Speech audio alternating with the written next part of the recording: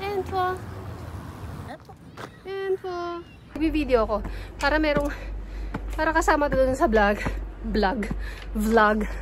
Papahinga yung senior citizen. Yung birthday girl na senior citizen.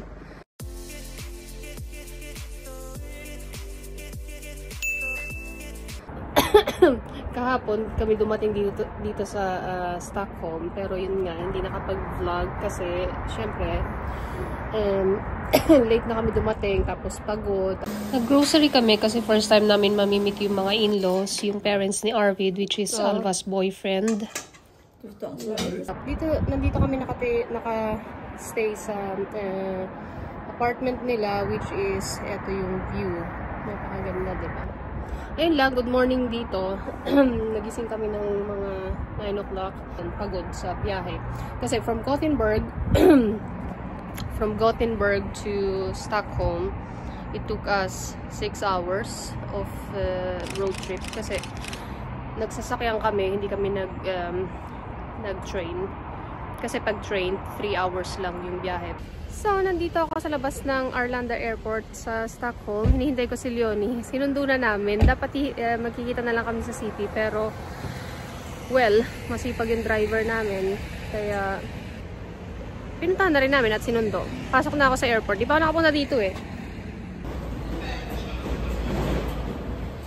Hello, welcome to Stockholm. Ang taba ako. Ano ba yan? Parang mamayat ka. Ayun, pag-drop namin ng bag ni Leonie sa apartment, diretso na kami agad ng gala. Ewan ko lang, i-check yata kung kano yung presyo. Or something.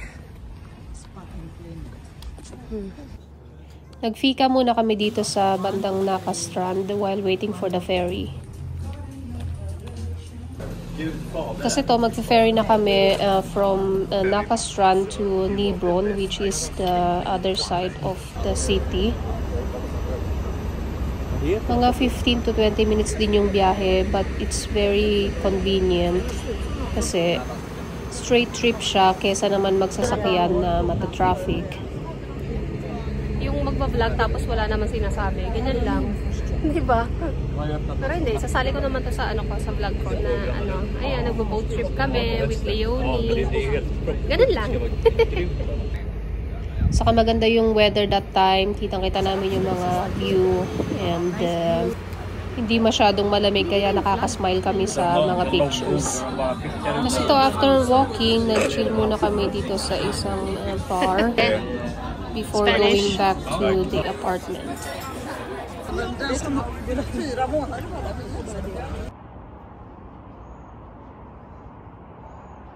Sobrang the best yung view dito sa apartment ni Alva at ni Arvid. Maliit lang yung place nila pero tingnan mo, napaka-cozy. Nakapag-banding kami with wine and cheese. Sobrang happy kasi napaka-accommodating yung dalawa. Buti lang. Happy birthday to you. Happy birthday to you. Happy birthday, happy birthday. Happy birthday to you. What it? Oh. Yay! Good morning. Happy birthday. So ito na nga, birthday today ni Leonie. Kaming dalawa lang yung pumunta sa city. Nagkanya-kanya muna kami kasi yung maglolola nagpunta dun sa kinalakihan niyang lugar bandang taas ng Stockholm. Masaya kasi nakapag-banding din kami mag-BFF. Na-celebrate namin ng maayos yung birthday niya. Nagpunta lang kami sa isang ramen restaurant. Tapos konting shopping. You know. Hi, Leonie. Hindi ka nasundan mo ako. Tapos bigla na lang may humalbot ng ng telepono ko. We're just walking. Yung mga ganyan ng mga vlogger, yung andito lang kami, naglalakad-lakad dito sa Sergels Torg. Ayan, dito sa City of Stockholm with a birthday girl. Leonie Kalalo. Leonie Kalalo. Pagka gano'n, nababanggit ko yung pangalan, yung apelido mo, naalala ko si Sharif. Diba? Lagi ako iniinis ng gano'n. Huy, Kalalo! Ay, hindi pala, Hoy. Hindi ka naman tinatawag na Hoy nun. Yes. Campay.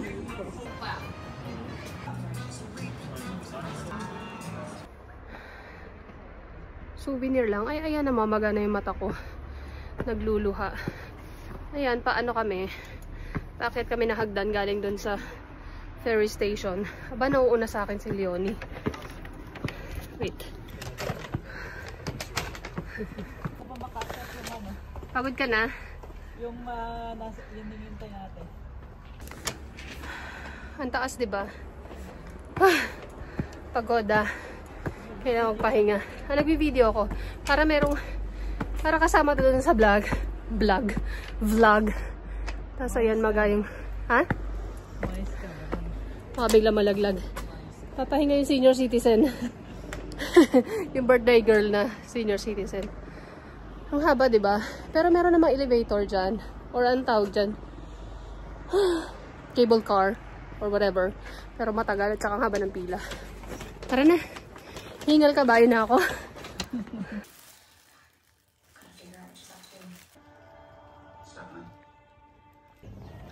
So, it's our last day here in Stockholm.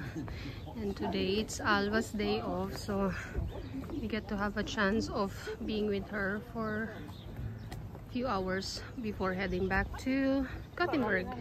Nagpa-vlog-vlog na ganyan tapos biglang nahulog dun sa tubig. And here is Leonie. Miss Leonie. Hi. Na nilalamig.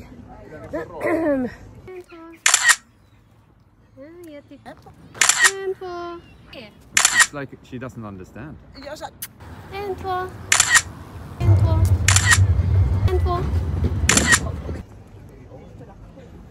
Ano mong makakwento? Ayun na nga. Anong oras na ba? Alas 12 na.